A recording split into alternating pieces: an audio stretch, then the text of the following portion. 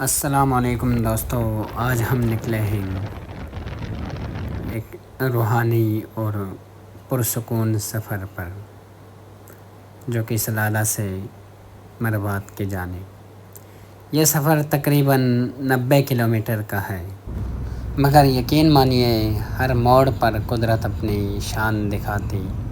راستے میں کہیں پہاڑوں کی خاموشی، کہیں نیلا آسمان، کہیں ہری بھری وادیاں، کہیں بادل کو پہاڑوں میں جھکتے دیکھ کر، کہیں اونٹوں کی جھرمٹیں دیکھ کر،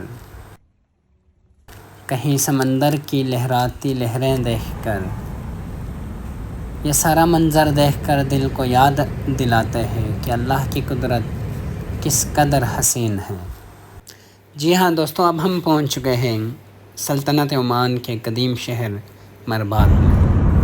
ایک ایسا شہر جو کبھی تجارت کا مرکز ہوا کرتا تھا، جہاں سے ہندوستان، افریقہ سمیت دنیا کے بیشتر حصوں میں تجارتی سامان روانہ ہوتی تھی۔ یہ شہر نہ صرف تاریخی اہمیت رکھتی ہے بلکہ روحانیت کے اعتبار سے بہت خاص ہے، کیونکہ یہاں مختلف ادوار میں بہت سے نبیوں، صحابہ اکرام اور اولیاء اکرام نے دین اسلام کی تبلیغ یہاں سے شروع کیے تھے، اور اسی لیے ہم آج آپ کو یہاں انہیں میں سے ایک خاص ہستی کا ذکر کرنے اور اسی کے روضہ مبارک کا زیارت کرنے آئے ہیں، جو شہید کربلا امام حسین علیہ السلام کی نسل سے تھے، اور ایک روایت کے مطابق بیمار کربلا جناب زین العابدین علیہ السلام کے نواسے تھے، محمد بن علی۔ دوستو، یہ مزار ہے امام محمد بن علی رحمۃ اللہ علیہ، جو زین العابدین کے نواسے تھے۔ ایک ایسی روضہ مبارک جہاں آتے ہی دل کو عجب سا اطمینان محسوس ہوتا ہے، تلاوت کلام کی آوازیں گونجتی ہے اور زائرین خاموشی سے دعاؤں میں مصروف نظر آتے ہیں۔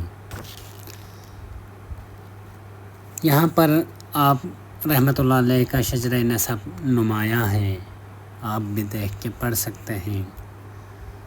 یہ اندرونی حصہ ہے قبر کا، اور ماشاءاللہ سے یہ قبر بھی کافی خاصا لمبا ہے، تو کچھ میں نے پکچرز دیکھی، یہ ہے اصل قبر کے کتبے، جو پکچرز میں نے آپ کو اپلوڈ کیے یہاں پہ۔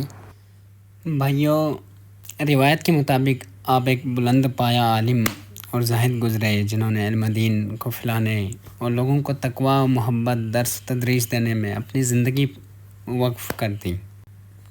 جب میں اس مزار کے سامنے کھڑا ہوں تو ایسا محسوس ہوتا ہے جیسے وقت تھم گیا ہو، جیسے ہر چیز خاموش ہو کر اللہ کی ذکر کر رہی ہو۔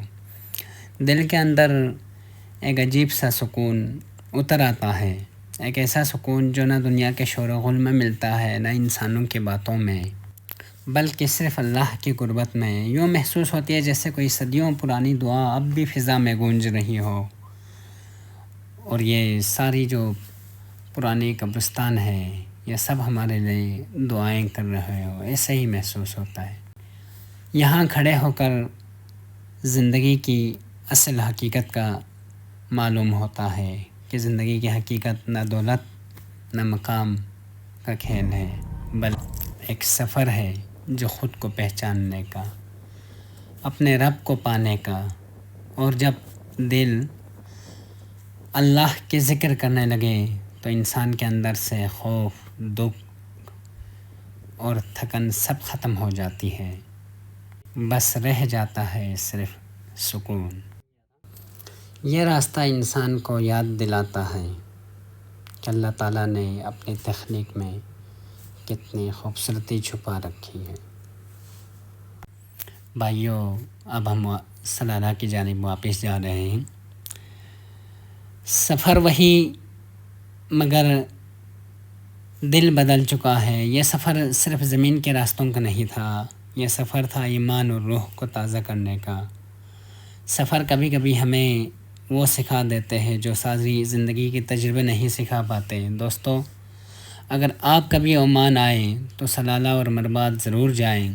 یہ جگہیں صرف زمین پر ایک مقام نہیں بلکہ روح کے سکون کی منزل ہے۔ اس دعا کے ساتھ اللہ ہم سب کی پہچان عطا فرمائے اور ایسے سفر نصیب کریں جو ہماری ایمان کو تازہ کرے اور روح کو تازہ کریں اور روح کو سکون دیں۔ آمین یا رب العالمین۔